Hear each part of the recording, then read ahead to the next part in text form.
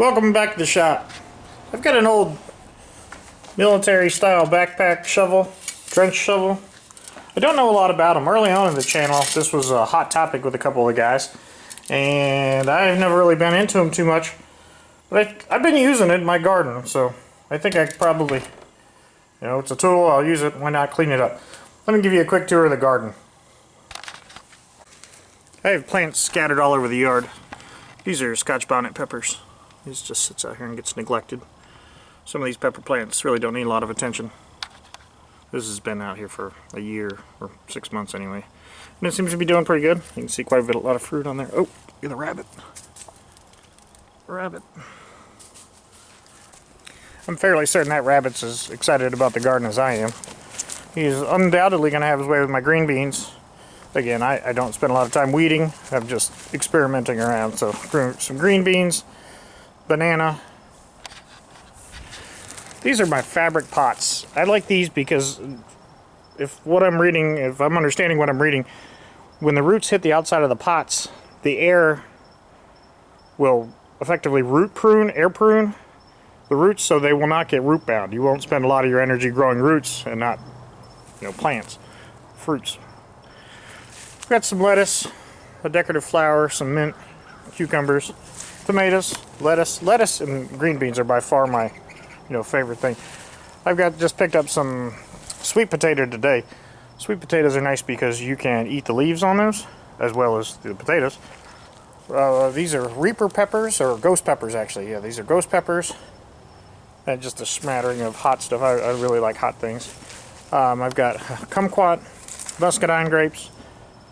This is a rose that was a gift when we bought the house. More green beans, tomatoes, lots of onions, sunflowers from a friend of mine.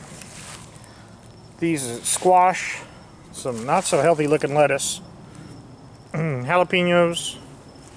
I planted Brussels sprouts. I hate Brussels sprouts and it's the wrong time of year, but I planted them anyway, just for sport. Little tomatoes, Everglades tomatoes, spinach, cucumbers, I'm not sure what these are.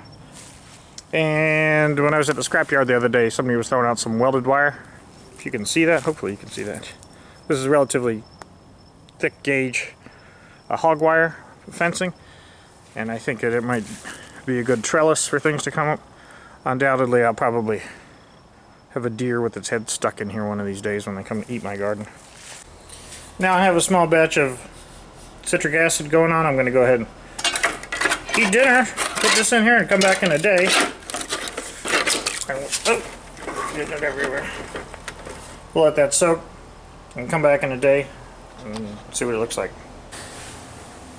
So it's been in the evaporust for a day, and then I rinsed it off with the sprinklers, and now I'm taking a little carbide scraper to it. I think this is going to need some sandblaster action. That'll help me get into all the nooks and crannies here and save me a lot of time. Now I just have the small sandblaster, a small air compressor hooked up side. So I just hit the working parts here. This does not want to turn at all. I think I'm probably going to have to, put some heat on that, because I do not want to put a wrench on it for fear of messing that up. I mean, not to say somebody else hasn't already been in here reefing on it, but I don't want to make it any worse. Because right now, it does not want to come apart. Alright, a little user error on my part. I should have seen that before. It was actually already backed off, and I was continuing to back it off, which is not wise, but we've got it freed up now. The reason I've got the rag is because it's hot. So after doing a little cleaning up on this, I was able to find a maker's mark. Good old U.S. Army issue World War II entrenchment tool, according to my internet search. And the entrenchment tool has 3 positions. Obviously the shovel position, and then you can lock it like this, and that's the hoe, and of course the closed position.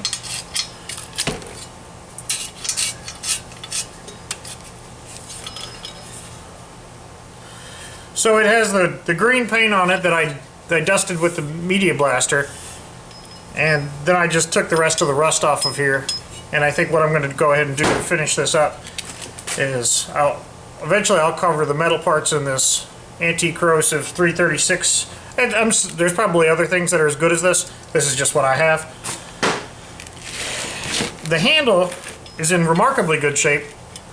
And I think I've got some period correct antique Minwax that was over at the shop. So this is probably pretty old stuff. So let me go ahead and give this thing a coat of wax and I'll bring you back.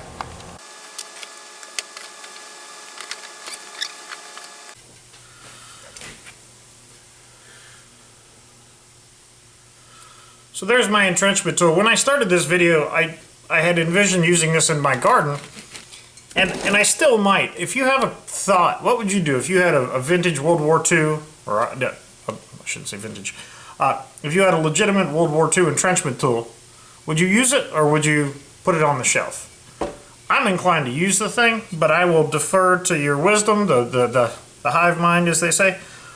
So please leave a comment. Let me know what you would do with this shovel. Also, I put this antique Minwax finish on it, on top of what residual paint was there. I don't know if I should have painted that green. I have a feeling that my painting skills would have probably made this look worse. I don't know. Leave your comment below. Let me know what you think, and I look forward to reading them. So thanks for watching, thanks for subscribing, and have a good night.